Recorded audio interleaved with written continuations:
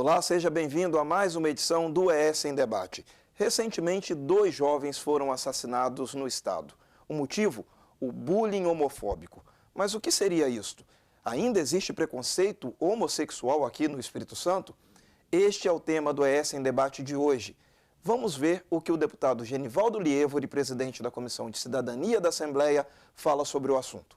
A Comissão de Cidadania e Direitos Humanos precisa realizar um longo debate sobre a questão da violência.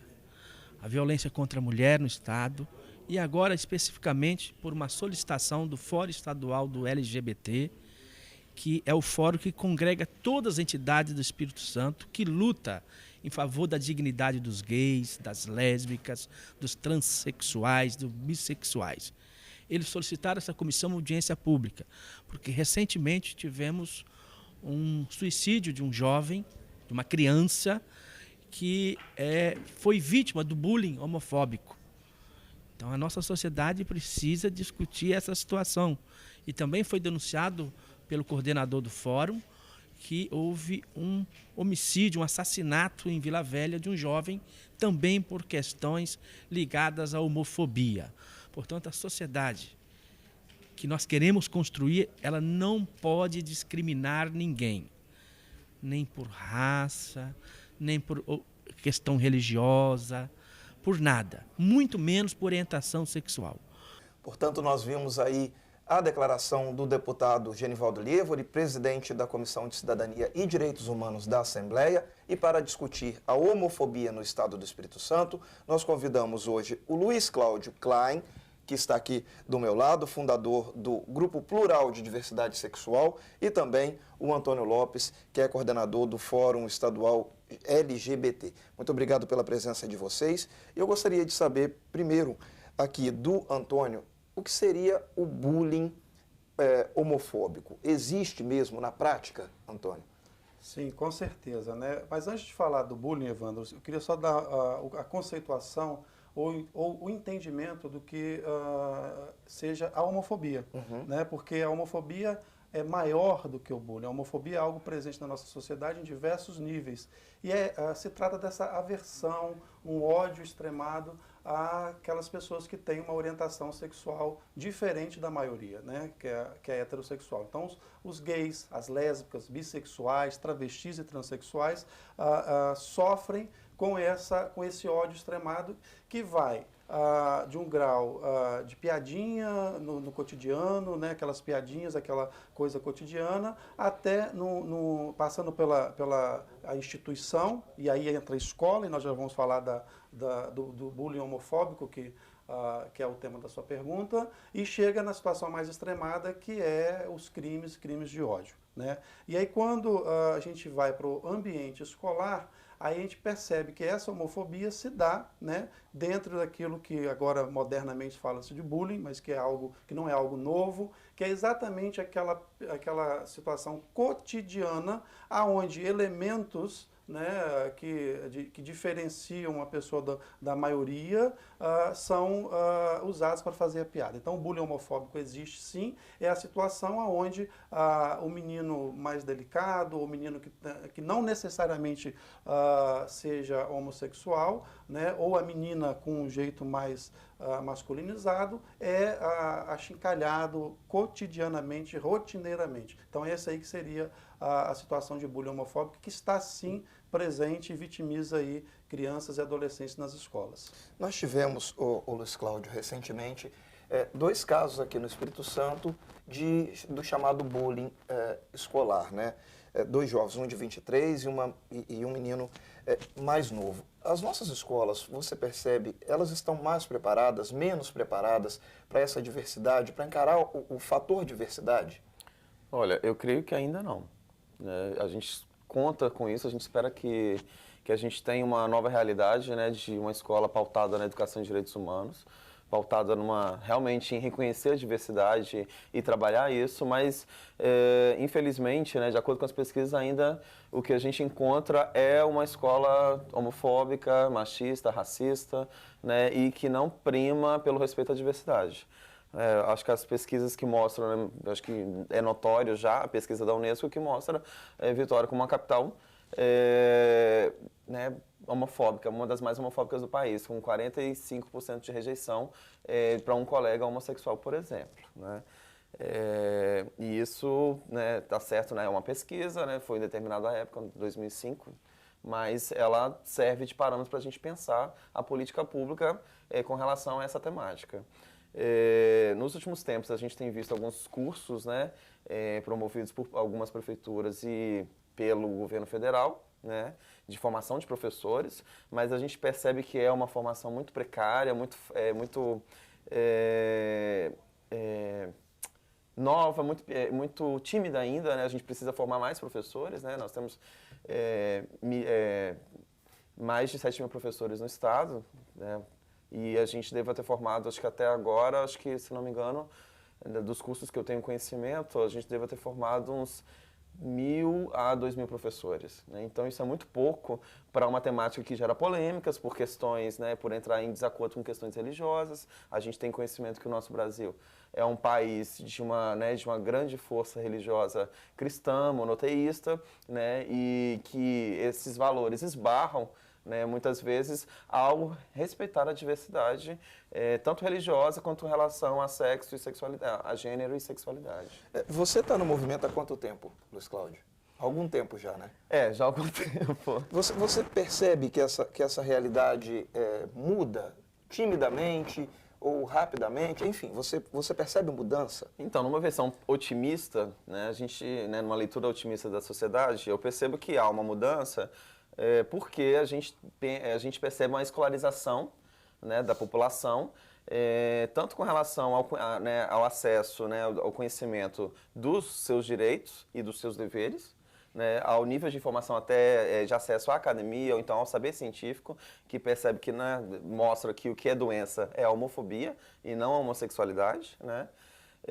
Então, com isso, a gente percebe a mudança. Também o acesso aos meios de consumo, né, e essa cultura meio de individualista, de que eu tenho, eu posso, então eu tenho que ser respeitado porque eu tenho e eu posso, né? Então isso vai criando novos níveis de relação em que as pessoas procuram, entre aspas, né, se respeitar mais. Em compensação, né, a gente, em decorrência disso, nós temos adolescentes que já se percebem com mais tranquilidade, porque têm acesso a essa informação com mais facilidade, e aí tem uma abertura para se assumir homossexual. Com mais tranquilidade do que né, pessoas há 20, 30 anos atrás.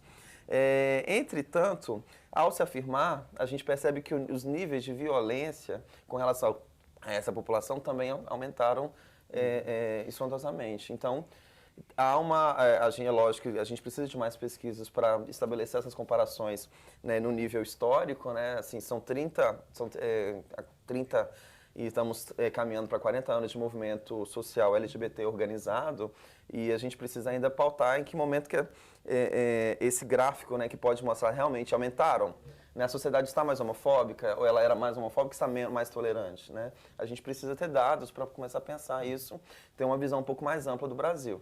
E no que, se você me permite, e no que tange o movimento organizado no Espírito Santo, né, como o Luiz Cláudio já colocou, nacionalmente nós somos reconhecidos, né, ou identificados como o estado, um dos estados, se não o estado mais homofóbico do Brasil, por conta dessa pesquisa da Unesco. Você acha que é por conta do conservadorismo mesmo aqui do estado? Por conta de vários fatores, inclusive o conservadorismo, inclusive os aspectos religiosos que são bem colocados aqui no estado do Espírito Santo.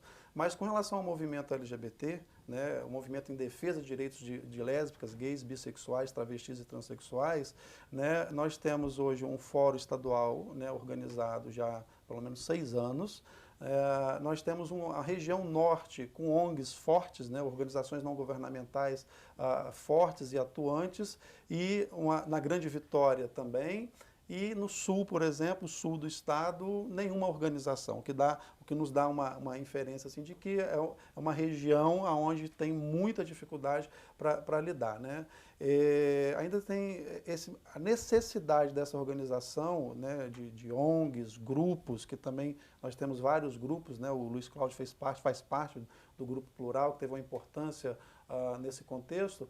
é fundamental. Nós precisamos debater, Evandro, precisamos colocar esse assunto em pauta, porque o que está por detrás disso tudo também é uma grande hipocrisia, né? Nós temos pessoas que se aproveitam, né, da temática e mistura tudo no caldeirão, sobretudo com o cunho religioso, o cunho moralista de defender a família, né? E aí nós temos uma grande dificuldade de avançar. Nós precisamos debater, precisamos formar não só professores, mas prioritariamente professores, né, e todos os profissionais de todas as ordens. Agora, a gente tem que vencer essa hipocrisia e não podemos aceitar esse confronto que tentam estabelecer um falso confronto, na minha opinião, não sei qual a opinião do Luiz Cláudio, que querem colocar os LGBTs, os ativistas LGBTs, contra os evangélicos, por exemplo.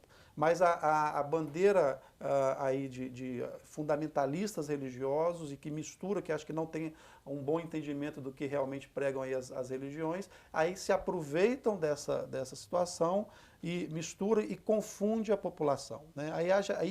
E ainda vão para um nível pior ainda, um nível que não vai pelo debate, pautado no debate das ideias ou das ideologias, dos dogmas, seja lá o que for. Vão para um confronto de baixo nível, como foi, por exemplo, em 2 episódios bastante recentes, né, a chantagem à presidenta Dilma com relação a um projeto seríssimo do Ministério da Educação, que foi aí comumente colocado como kit gay, né, esses que são os nossos oposicionistas, falando que aquele kit ia fazer as pessoas virarem homossexuais, as crianças virarem lésbicas ou travestis. É importante gays, né? contextualizar, né? O que seria esse kit gay? Não é kit gay. Né? Kit gay não, é o kit gay chamado, isso, né? o kit faz parte de um conjunto de formação de profissionais, né, da educação prioritariamente, desenvolvido por ONGs e ONGs sérias e atestado do Conselho Federal, ONU e tudo mais, né, Conselho Federal de Psicologia e várias entidades sérias, que estavam voltados para alunos de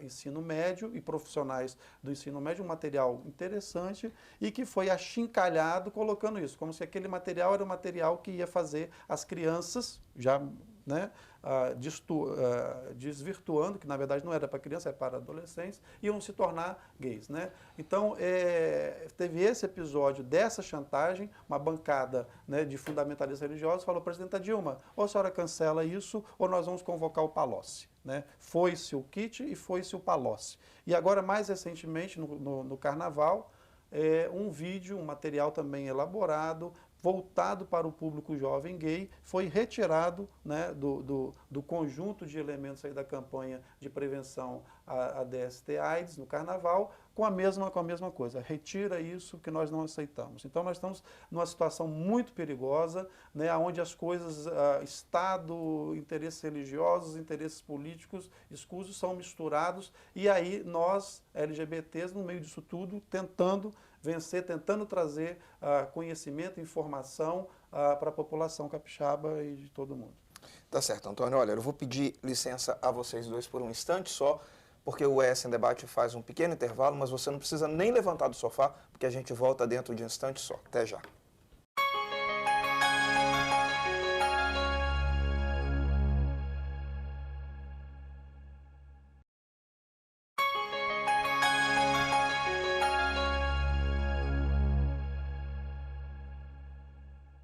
Estamos de volta com o ES em Debate, hoje debatendo aqui a questão da homofobia no Espírito Santo, e para isso a gente recebe o Luiz Cláudio Clay, que é fundador do grupo de diversidade, o grupo plural de diversidade sexual aqui no estado, e também o Antônio Lopes, que é coordenador do Fórum Estadual LGBT. Antônio, o ano passado, em 2011, uma conquista dos LGBTs foi a união estável entre os homoafetivos. O que mudou na prática? Você já consegue perceber alguma alteração no dia a dia dessas pessoas? Essa conquista realmente foi acho que um marco histórico e trouxe sim, né, o censo, o IBGE apontou 1.066 casais homossexuais que com uma decisão como essa têm seus direitos mais resguardados. Ainda não estamos no mesmo nível de casais heterossexuais, né? A partir dessa decisão do Supremo Tribunal Federal, que reconheceu a união homoafetiva, já temos casais homossexuais, né, casais de pessoas do mesmo sexo, tendo a sua união convertida em união civil, o dito casamento, e aí já a gente tem que separar, né, que não tem nada a ver, absolutamente nada a ver com o casamento religioso, estamos falando do casamento civil. Então, já temos aí, eu acho que isso é uma importante conquista para todos nós LGBTs. Agora, Evandro, uma coisa que ainda importante, necessária, né, é a criminalização da homofobia, que é tema do nosso debate aqui. Né? O projeto de lei que tramita na Câmara, o PL 122, né, é ainda uma das coisas que precisamos, uma das conquistas a se alcançar. Porque nós temos tido aí situações crescentes de crimes, e crimes com características homofóbicas, né? E a dificuldade que se tem é exatamente porque não há criminalização, não há tipificação como um crime homofóbico, e isso cai na vala comum do latrocínio, ou seja, crime seguido, né, assassinato seguido de morte, seguido roubo seguido de assassinato. Então, isso para a gente é muito ruim, porque não cria estatísticas e, sobretudo, fica a impunidade. Então, o PL, né, a defesa da criminalização da homofobia, é uma das nossas bandeiras e que demonstra o quanto que ainda a sociedade precisa debater, porque é algo que não consegue avançar. E aí nós estamos falando de uma situação mais grave, que é quando há morte. Mas a homofobia está presente em toda a sociedade, em diversos níveis. A homofobia institucional, né, quando as instituições, seja ela escola, assembleia, prefeitura, um órgão público, discrimina a pessoa porque ela tem uma orientação sexual diferente. Né, e essa discriminação se dá em diversos níveis. Isso precisa ser criminalizado. E aí lembramos que não temos ou praticamente nenhum avanço na esfera legislativa. Né? Não temos, aqui no Estado do Espírito Santo, só temos uma lei estadual, que é exatamente a lei que reconhece o Dia Nacional de Luta contra a Homofobia, mas não tem nenhuma outra que venha garantir direitos de LGBTs. Né? Então, ainda temos muito por conquistar. Você falou agora de criminalização da homofobia, mas um dos pontos de grande debate a respeito desse tema da criminalização, eu vou começar perguntando ao Luiz Cláudio, depois eu vou pedir a sua opinião, Antônio, a partir do momento em que se criminaliza a homofobia, não acaba se segregando ainda mais um segmento da sociedade, né, do ponto de vista de que foi um assassinato por conta de homofobia, ao mesmo tempo que essas pessoas pedem direitos iguais, enfim. Qual é a visão que você tem disso? Então, eu acho que eu tenho uma visão bem assim, espero ser claro agora ao comparar, né? O que se quer mostrar com a lei de homofobia é que há uma diferença com relação à compreensão desse crime que acontece com a homofobia. Né, quando, né, o homossexual, né, acho que vou pegar um exemplo do assassinato em Vila Velha ocorrido semanas atrás, que a pessoa recebeu 68 facadas. Né? Um crime de latrocínio, um crime de assalto, então de assassinato, geralmente a quantidade de facadas, né, a problemática, né, a sintomática ali do crime, ela tem menos facadas, menos tiros.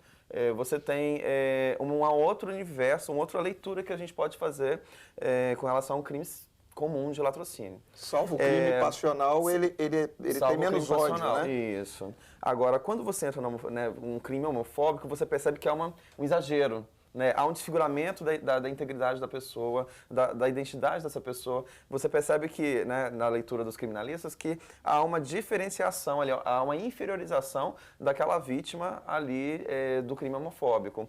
E por quê? Porque no momento, aquele crime de ódio, né, ele se revela ali de uma maneira bem violenta, bem agressiva, para desfigurar totalmente a imagem daquela pessoa. Então, assim, há uma diferença desses crimes. Né? Então, o que a gente quer mostrar, assim, que o ato homofóbico, ele tem que ser considerado um crime de ódio. Né? Enquanto ele não é considerado um crime de ódio, né, pela lei, né, não se aprova essa lei, os delegados, né, o pessoal do judiciário não tem esse artifício para fazer essa leitura. Né? Então, um juiz mais sensível, um delegado que tem uma observação a respeito disso, né, tem um conhecimento, ele vai entender que tem alguma coisa inserida ali no meio. No mínimo passional, né? No mínimo passional, no mínimo.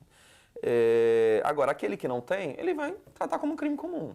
Então, assim, é um crime de assalto, né, é um assassinato, pura e simplesmente, quando na verdade não é só um assassinato. Né? Perfeito. Antônio, e aí? Pois é, vamos tentar também ampliar a dimensão social disso. Um negro, né, que sofre o preconceito racial em qualquer lugar, ele recebe o carinho, o afeto da família. Mesma coisa uma mulher, né, eventualmente que sofre uma agressão, recebe o carinho, o acolhimento da família. O LGBT não. O LGBT tem inclusive essa dificuldade, porque no seio da sua família ele talvez também vai, ou talvez até sofra até mais a discriminação. Então, assim, é inconcebível isso, né? Nós precisamos discutir e entender o que é o que é a homossexualidade para que a gente possa tratar. Então, a criminalização da homofobia, ela é tão necessária quanto foi a criminalização do racismo. Né? Em épocas passadas era aceitável, né, fazer piadinhas com relação a negros. Hoje isso é crime. Né? Isso é crime, está lá, tem tipificação como crime.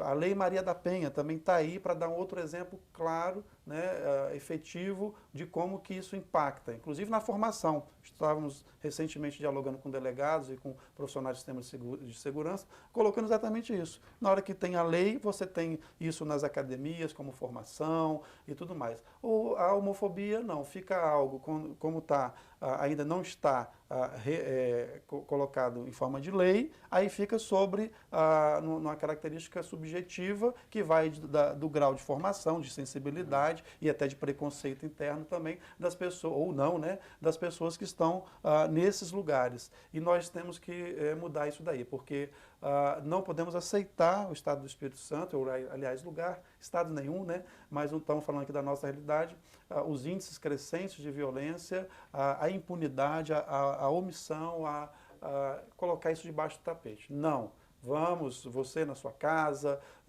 na escola, no seu trabalho, aqui na Assembleia Legislativa, vamos debater esse assunto e buscar formas. Porque eu queria alertar vocês que estão nos assistindo que a homofobia, ela não afeta só a mim, ou ao Luiz Cláudio, ou aos nossos colegas gays, lésbicas, travestis e transexuais. Ela pode afetar você. O seu filho, a sua filha, ainda que não seja homossexual, pode ser vítima da homofobia. Né? Basta ele ter uma característica um pouquinho diferente que, da maioria, do estereótipo do macho ou da fêmea que a sociedade construiu para ele ser vitimizado. Em São Paulo tivemos um casal, né, um pai e um filho, que foram espancados porque estavam demonstrando afeto de pai e filho. Né? Isso aí é só um exemplo, né, de que como a homofobia é um problema social colocado e que afeta a todos e todas.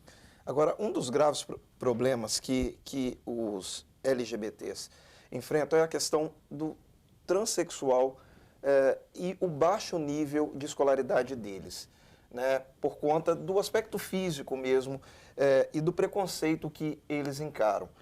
Como trabalhar essa questão e como vocês que estão nos movimentos conseguem perceber e trabalhar com isso? Olha, então vamos lá, né? O problema não é o físico, o problema é a má educação. E aí, o que eu quero dizer por má educação?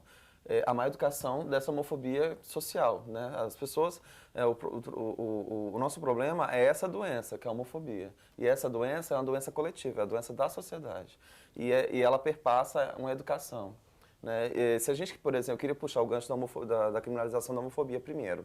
Se a gente criminaliza a homofobia, por exemplo, você dá artifício para o juiz, por exemplo, para o delegado, por exemplo, entender o bullying homofóbico nas escolas. Que aí é um problema de puxar os pais que estão deseducando seu filho com relação ao respeito à diversidade.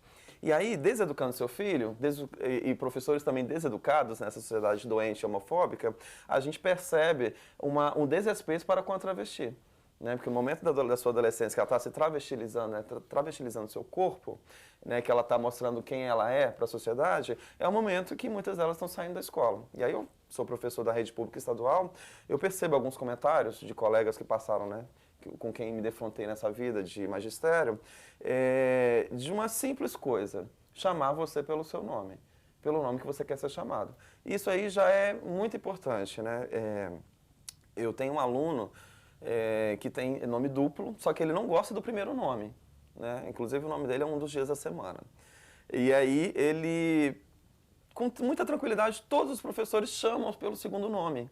E aí um dia desse eu chamei a reflexão na sala de aula para as pessoas perceberem. Por que vocês insistem em chamar o travesti e colocam o nome de registro dele, da certidão de nascimento, que é o nome que ele não quer, né? E não querem aceitar, né? Não colocam, por exemplo, né? Os professores não aceitam chamá-los na pauta, por exemplo, no convívio ali. E com este aluno, né, que não gosta do primeiro nome dele, só gosta do segundo, vocês o chamam com muita tranquilidade. É só um problema? Por quê? Porque não está no registro? Não, não é. É porque justamente é uma homofobia internalizada do professor ou dos colegas que não aceitam em chamar a travesti como ela quer ser chamada, né? Lembrando que assim, ninguém de nós escolhe o nome. A gente nasce, né, e alguém escolheu pela gente, a gente tem que suportar, né? Tá certo, tem uns que têm sorte de ter um nome bonito e ainda ser bonito, como o Cauã Raymond. Mas muitos têm um nome que não é muito bem aceito sonoramente, né? Para ser polido aqui nas minhas palavras. E não só isso, né? Passando pelo nome, a gente tem a vivência da travesti. Se a gente tira a travesti da escola, a gente está tirando um dos direitos extremamente importantes para ela se formar socialmente e no mercado de trabalho. E aí, daqui a pouco, a sociedade não quer que elas nem andem nas ruas, né? Nem sejam seres do dia, nem seres da noite, né? É um ser, é um sujeito, né? Um cidadão que a gente eleva à 5ª categoria, né? Que a gente joga para debaixo dos asfaltos tentando enxotar da sociedade. E aí é um sujeito que precisa que o poder público tenha uma leitura cuidadosa, né? E com respeito, porque há anos tem sido jogada, né? Tem sido né, nos segmentos LGBTs mais sofridos com relação à violência, né, da homofobia. Perfeito. Olha, Luiz Cláudio, eu vou te confessar que eu tive sorte na beleza e no nome, mas, Antônio, a gente está entrando no nosso minuto final de programa. Eu queria que você comentasse um pouquinho essa questão dos travestis nas escolas. Como é que se pode ser trabalhado isso e qual é o sofrimento dessas pessoas? Aqui no Estado do Espírito Santo nós já tivemos um avanço nessa área, que é a regulamentação do uso do nome social. Tem lá um papel dizendo que as travestis e transexuais podem usar o nome social, isso já é uma conquista. Agora, colocar este papel, essa lei, nessa regulamentação do Conselho Estadual de Educação, na prática é um desafio que cabe a nós, educadores e educadoras, no nosso cotidiano. Realmente as travestis e transexuais compõem o grupo mais vulnerável, né? E colocá-las na escola de maneira a permanecer nesse ambiente escolar é um grande desafio. E aí, Evandro, consumiria todo um outro programa com essa temática, que são questões muito sérias. O grupo das travestis e transexuais colocam no seu corpo a expressão da sua sexualidade, e é nessa sociedade hipócrita, onde a sexualidade não é discutida, mal, as questões biológicas do ser macho e do ser fêmea, mal, né, de uma maneira biologizada, mas os aspectos sociais e, sobretudo, do comportamento sexual, da sexualidade, não são debatidos. Então, esse eu acho que é um desafio, um chamamento para que a gente rompa essa hipocrisia, rompa essas dificuldades e comecemos a debater, né? Eu acho que nesse tempo que resta de finalização deste programa, é chamar a todos e todas da sociedade, né, especialmente os nossos colegas professores e professoras, para se atentarem. É difícil, porque nós temos uma cultura que oprime e que nos veda, né, coloca um véu à frente, mas desafiem-se, procurem as formações, procurem os grupos organizados, que nós estamos à disposição para contribuir nesse debate. Perfeito. Olha, eu gostaria de agradecer a presença de vocês dois aqui no ES em Debate e também a você que está aí nos assistindo. Obrigado pela audiência e pelo carinho da companhia de sempre. Essa edição fica por aqui, mas eu aguardo você no nosso próximo encontro. Até lá. Tchau.